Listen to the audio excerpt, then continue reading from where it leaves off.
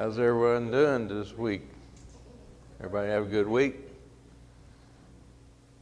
Pretty good?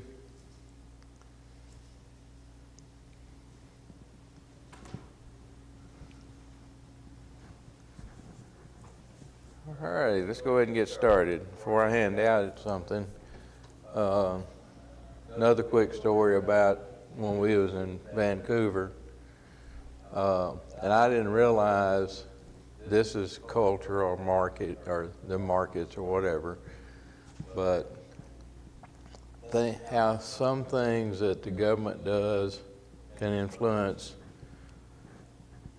everybody's cost of living. Barbara and I went to some place and we were on a bus, and I can't remember where it was, but some of the people that were working there got on the bus and was headed back to their homes, and we overheard them talking about the cost of living in Vancouver and how it had gone up. And we had noticed that we walked down the street, a long street, and you could not find an American food chain anywhere. It was all foreign. Well, that was interesting because I have very few things that I'll eat. Barbara will try a lot of things. But then we also, on that bus, the guy was talking about the cost of living, and he said that they couldn't hardly afford to live anymore, that things had gotten so expensive and tight. And I don't remember if he said it or where we heard it, but we were on one street while we were there, and just about every shop was a marijuana shop selling all kinds of things and the pipes and all that went with it. Well, we thought that was interesting.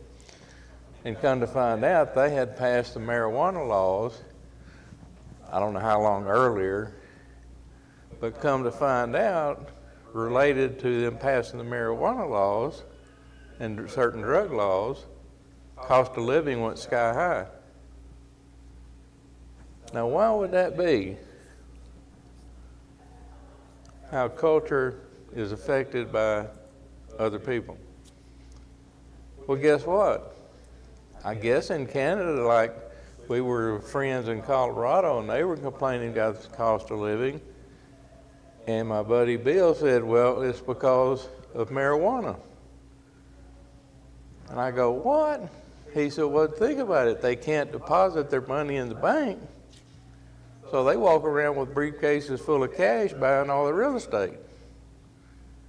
Because federal law says you can't put your drug money in the bank. You can sell it, but you can't put it in the bank. And so he was saying that prices had skyrocketed since they passed marijuana. But anyway, that's a different subject, but it's kind of interesting that I was listening to something the other day talking about how that houses went up 30% in the last 6 years or something, and that the rental property went up 20% because some effects that had happened in our culture. All right.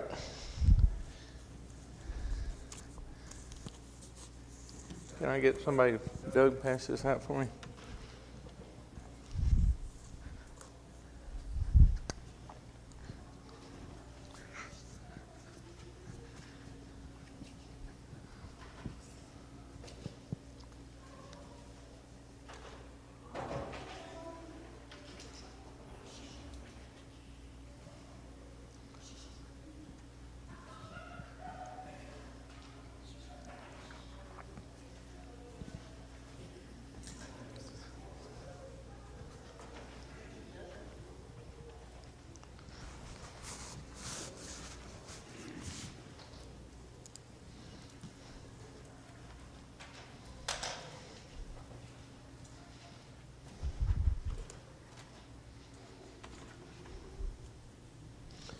Okay, I don't think we've covered, actually I've handed this sheet out, but we're getting to the point of the development of the Catholic Church. Started as universal, and then it becomes Roman Catholic. If you remember, last week I said it in 313. Let me find it here. In 313 AD, that Constantine created an edict, if you want to write that down, an edict of Milan, and he gave religious freedoms. 313 AD. So he's preparing the way for it to become a state religion, because remember of all the persecutions. Well, after that, if you want to write down 380 AD, Theodosius, Theodosius, he creates the Edict of Thessalonica and makes it a state religion.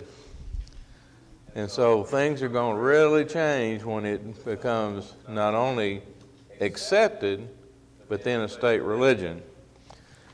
And so what happens is you're going to have a development of the Roman Catholic Church that is going to be not just as we have today. Churches of Christ do not have what we call bishops. They have elders and deacons. And then you have a minister. Well, they're going to set up a way of somewhat of control, but some way of protecting the church. And so something that starts out is consequences, I just said, about culture and drugs, how that affected people's cost of living. This is going to be this, kind of the same thing, that things that are happening in the culture are going to affect the church. All righty. Somebody read the first 4 for us, please. You can leave off the period of time and the source if you want to.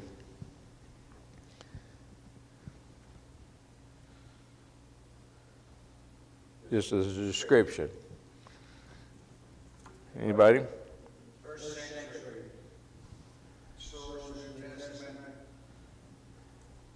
Elder bishops and deacons of each church were under supervision of the apostles.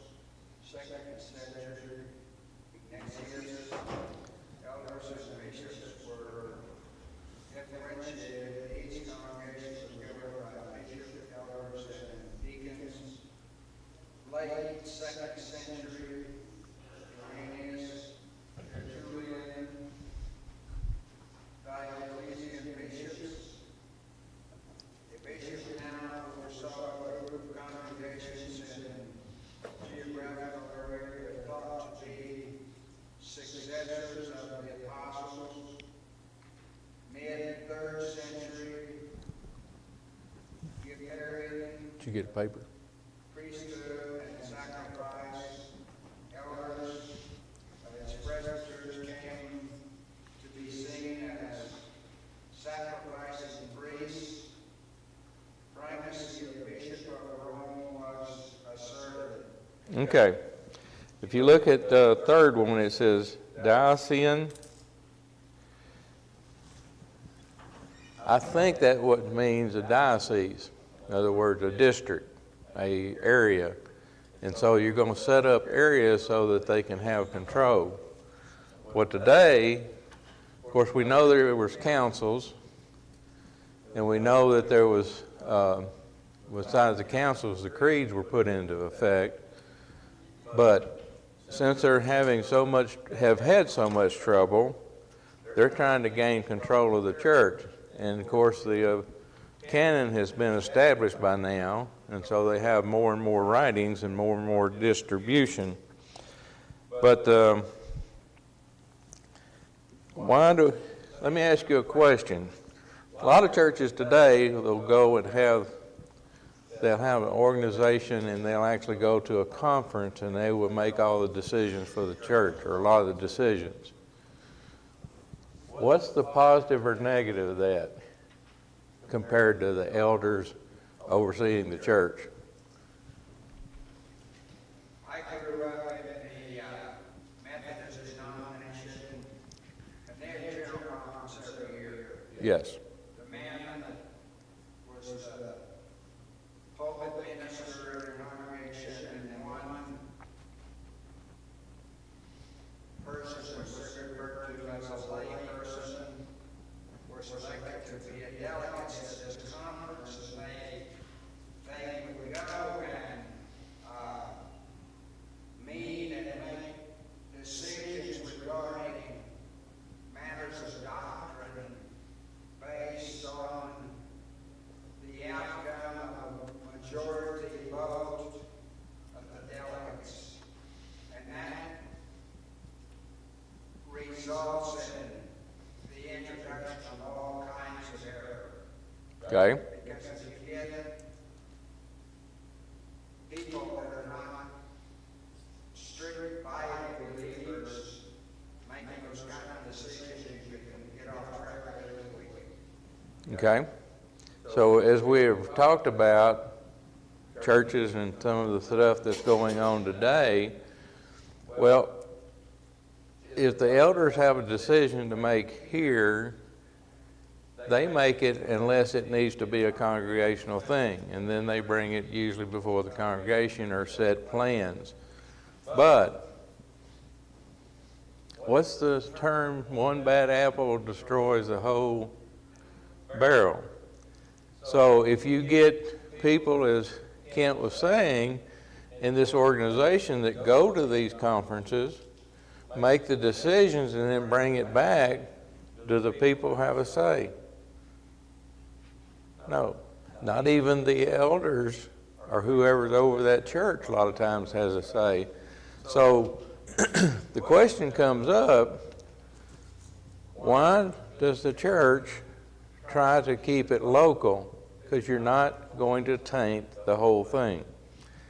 And you can really see that going on today, as some of the illustrations I've brought up. Now, what about deacons in the church? Deacons are part of the church, but you need a pretty good sized congregation. It needs to be a certain size to have deacons. And one of the problems that you run into with churches is that are we paid to be here? Are we paid to participate? No. And so it's almost like herding cats. You're trying to get people to do things without, you're talking about something way off is what you're going to reward, where people, especially in our culture, want instant gratification. And so some have an instinct to automatically be that kind of person, to be a part of things and make things happen. But that's about 20% in anything. I don't care if it's baseball, football, whatever. You don't get the whole participation. And so that is one of the reasons that all this happened, was they are trying to take it away from the person, what's going to be called the laity. All right, the last three, please. Somebody? Yes, ma'am.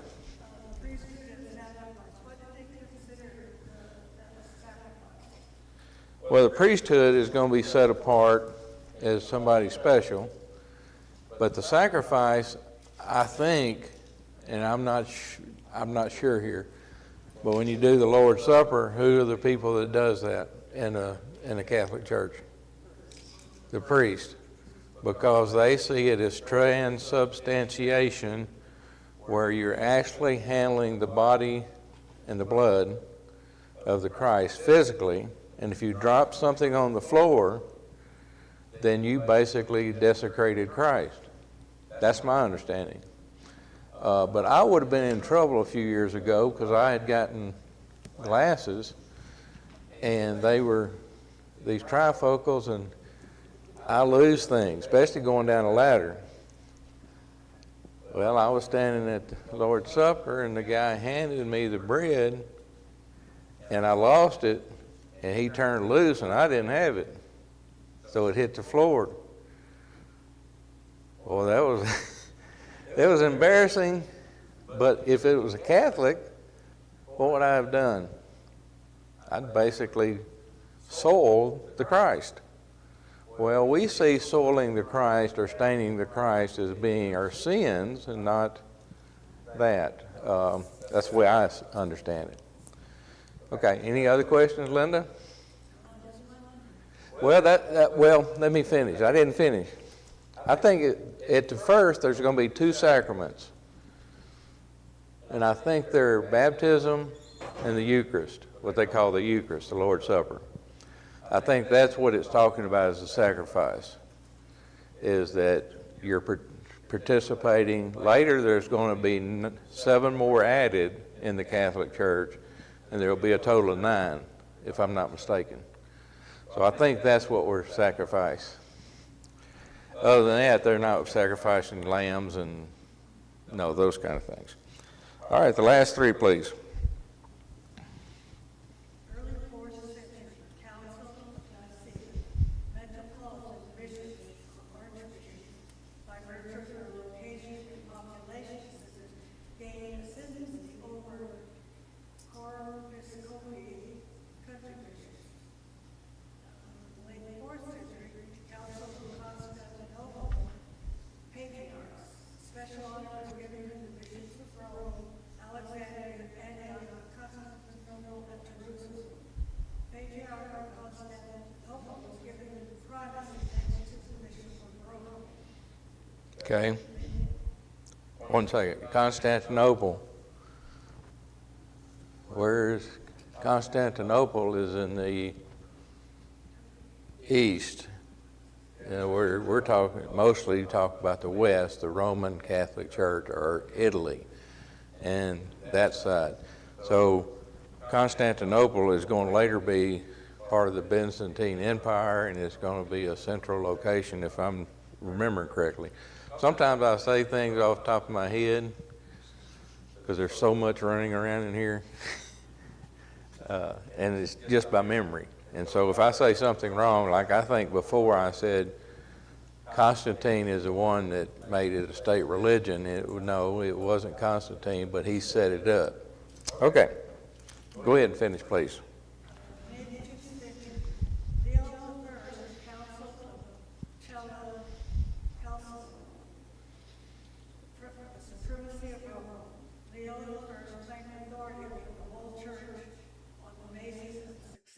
From Peter. Okay. So this is really when the Catholic Church establishes the supremacy of the Pope. But they're going to go back to who?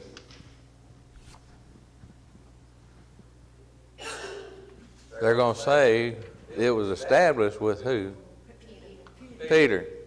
And since they're going to say it was established with Peter, they got to fill in the blanks because there's a big time period there. And so I think we'll use this later. We'll have talking about how this is established, trying to create the Pope for the total authority. All righty.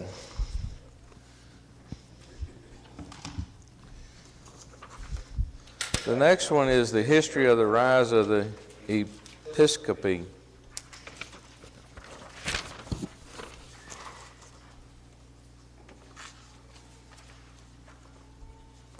And some of this is going to be kind of a repeat, but I'm trying to give you most of whatever I have. And so that if you ever sit down with somebody and they want to study the church, the history of religion, and you have something to work with, where most of the time we go back to the Bible, but if they say, well, I know the Bible, okay, but what really happened? How do we get the Reformation and Restoration? How do we get where we are? Okay, we'll just read the bottom part of this one. If you see over, before we get to the bottom, over the far right, you had elders equals bishops, deacons, far right in the black. bishops, elders, priests, and then the deacons.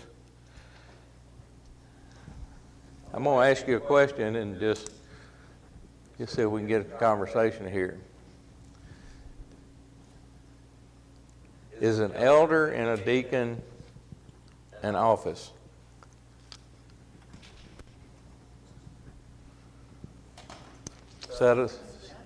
Ma'am? To some extent. Okay, why do we need a division? And we're not talking about supremacy here, but why do we need a division between elders, deacons, and the rest of the church?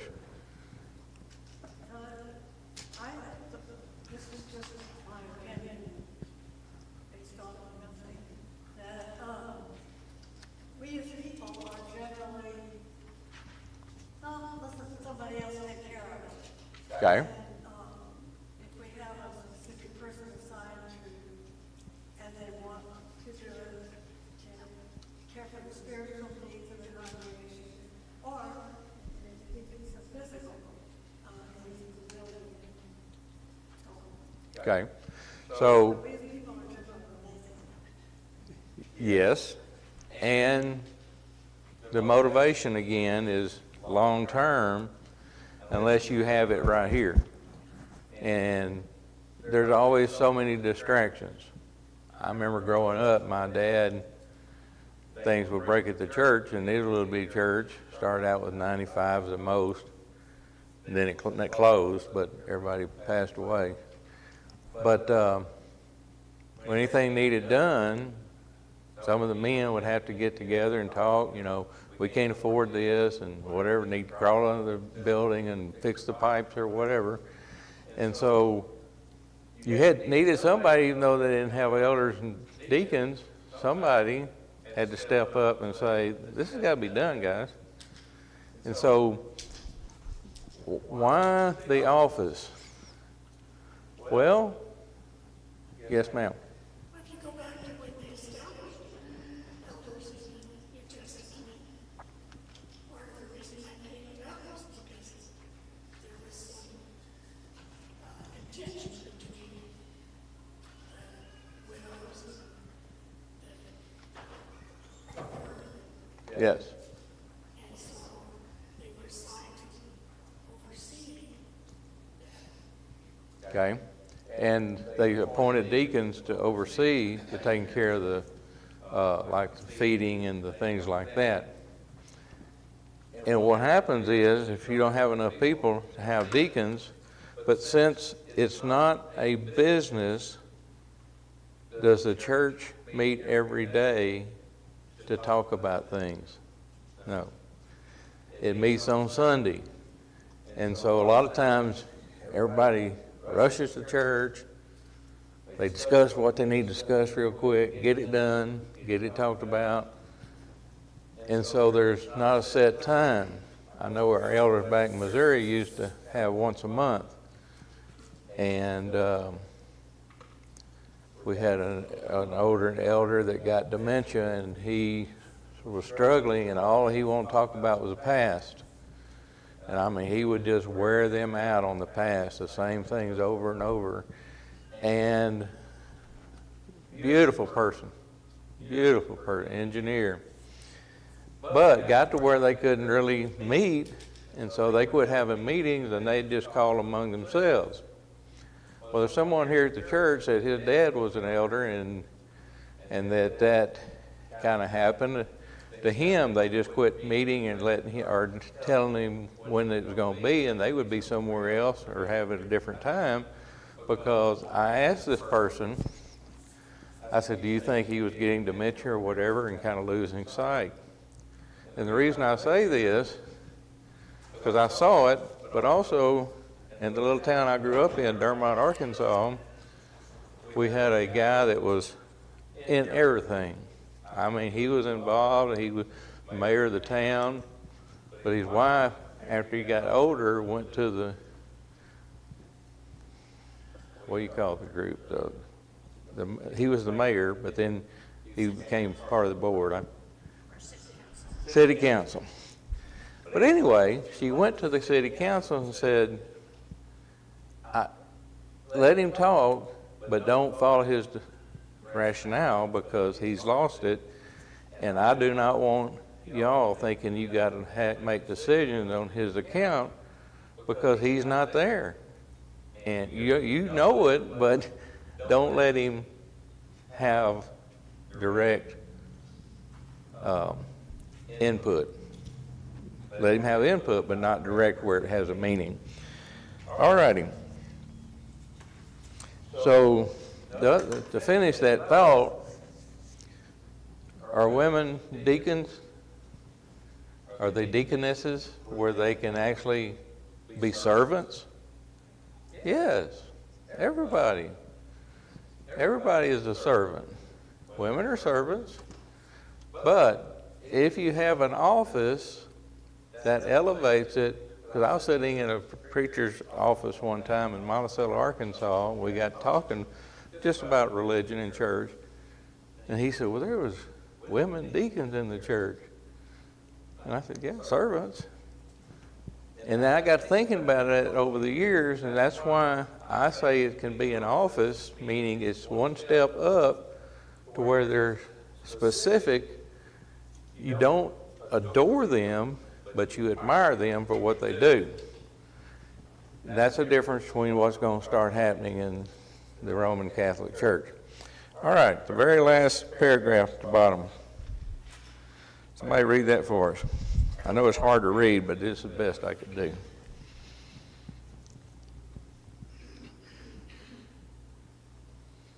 The medieval period saw the emergence of the singular head of the churches in the West. No, Is that really why? no. The history of the rise of the episcopacy.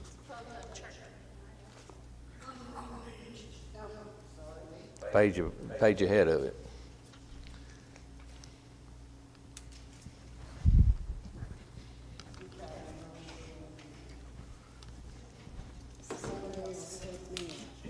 Go back this way.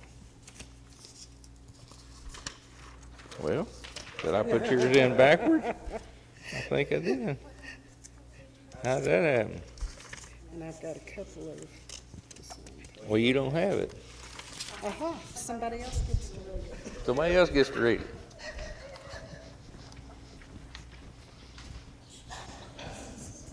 And I don't have any more up here. Down at the bottom of that long paragraph. Want me to try? Not sure if it's myself. As the number of believers multiplied, the way the churches were directed changed. The New Testament pattern was one of a plurality of leadership in the churches. There were elders, also called bishops and overseers, and deacons. By the end of the first century, the trend was discernible that would be the norm for several centuries. The terms elders and bishops came to signify separate offices. Elders remained a plurality in the churches. Bishops did not. Thus, in each church, a pattern developed of having a single bishop over each church, a quasi-episcopal form of government. No bishop, however, was seen as having a greater apostolic authority than any others throughout the empire. Okay. Kind of summarize what we've been talking about. But back to the elders and deacons, I forgot something. Since there's no time, a lot of times, without having special meetings, which can go on forever, elders and deacons, should the elders be part of ordering the toilet paper and doing the basic upkeep of the church? No, they're not supposed to be that. But what about if you don't have deacons? Then you try to find somebody, and then a lot of times they don't take care of business. And if somebody in church has a problem or something needs done, who do you think they run to first? The elders. Why? If you got a deacon in charge. Well, can an elder actually go do anything without asking permission? Should they be able to? They should be able to. And I'll just give another illustration. I hope I'm not stepping on toes, but I'm pretty good at it. We had a young gentleman that was very active, raised 3 or 4 kids in the church, was a deacon along with me, and his job was to keep maintenance up of the vehicles, the 2 vehicles, and make sure they were ready to go, because we had a couple of vans, and we had one of those bigger units. And if it needed a tire, he had to go almost to a budget committee with the elders to get the money for safety for the kids. And he lived way off away from the church. Well, if it needed a battery, he had to get all the elders and call them all and make a decision. He finally just not only quit being a deacon, he just quit going to church. And he said, I work for a company that basically trusts me with a credit card, a big company, because he was working for a power company, and said, you know, whatever they need, I take care of it, but they hold me accountable. Well, one of the elders at the time had a secretary or somebody who worked for his company as a dentist, steal $20,000, I think it was $20,000 from him. So he was scared to death to let go of anything. And that's what you run into. And so people get frustrated or whatever. But if somebody's in a charge, that's a decision between them and the elders. But it's like when I was a deacon, I complained because we didn't have $1 set aside for anybody of the church if they were in trouble. And I said, we send all this money overseas, thousands and thousands of dollars, send people overseas, and Betty's got a problem we don't have $1 for. And I'm going to be over benevolence. I'm going to say you better take care of your Jerusalem first. Well, they started giving me some money and never really checked me, whatever. So I had made the decision. I had to determine whether it was legitimate or not. Well, I got to noticing a lot of people going from one church to another, playing the system. And I watched it on the inside of this Church of Christ, this big Church of Christ, people playing the system. And so I had to be careful because they were saying, well, it's on your heart. You know, you make the decision, but it's on your heart. But think mostly for them, not yourself, or you making that judgment. And I said, but wait a minute, I got to be careful here because I have to treat God's money like it's mine. Well, these people are supposed to be doing the same thing, treating the gospel and church as if it's God's, not theirs. And I was working for a Church of Christ, a big one, contracting everything. And so the administrator called me in one day and we were talking, and he told me I had $14,000 and I had it on paper. And he came back and said, no, you only have 10. I said, no, I have 14. He said, nope, you got 10. Well, I'd already spent the 14. Because I spend about 14 every year for this particular area. And so he started trying to get rid of me. Well, the reason I brought that up is that when it came to it, he was trying to figure out a way to save money for the church. And I looked at him in the eye and I said, listen, I'm a contractor. I'm a member of the church, but I consider God's money just as important in my eyes as you do as an administrator. And I will not spend a penny. And so they finally put me on $500, and anything over that I went before I had to submit it. But anyway, all right, the next page, please. It's just another copy of what we had before. Kind of like that, but a little bit different. And if you'll go to the next page, the controversy over papal versus consular authority.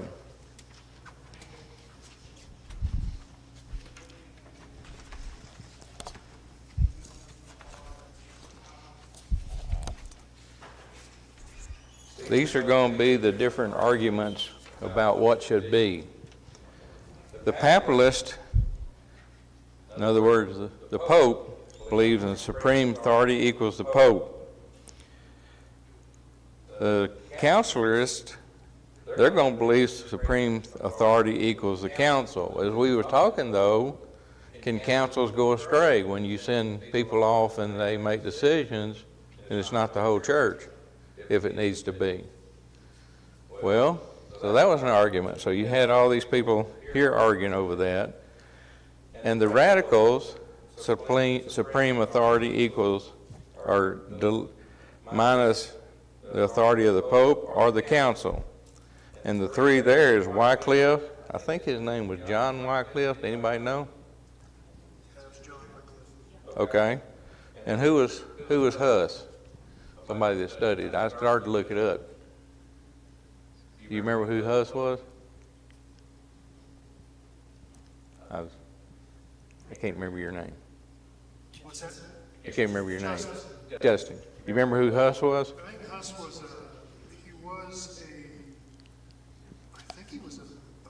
priest. And that's all I remember. I had to write a paper on him, you'd think I'd know. Yeah. And then Martin Luther. And so through time, because these people come way later, but they're going to challenge the Pope and the Council. Well, we know a lot about Luther because Luther is the one that did the 95 Theses. So there's still going to be arguments and complaints and frustration over all this for a long time. All right, the last page, and then we'll stop. Yeah, it was Jan Hus. He was a priest of Prague. Okay. He was introduced to John Wycliffe's works and then began his own challenge on the church's policies.